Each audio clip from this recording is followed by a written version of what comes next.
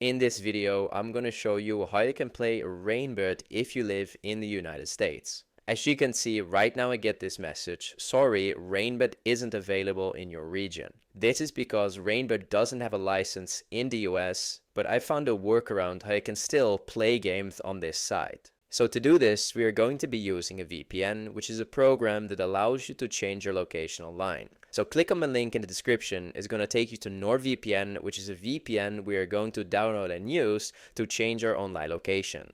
And NordVPN is also actually one of the only VPNs which is working with this website right now. Once you get NordVPN set up and installed, you want to open it right here. And now as you can see, I'm connected to the United States. And what we want to do is connect to a country where Rainbet is available. Now my favorite place for that is Vancouver in Canada. So you can simply type it in right here and then click connect. And now it's coming connected to Canada, as you can see right here. And we now have a Canadian IP address.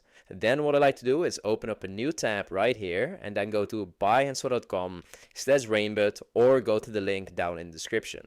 This is now going to bring you back to Rainbet, and then from here we need to verify.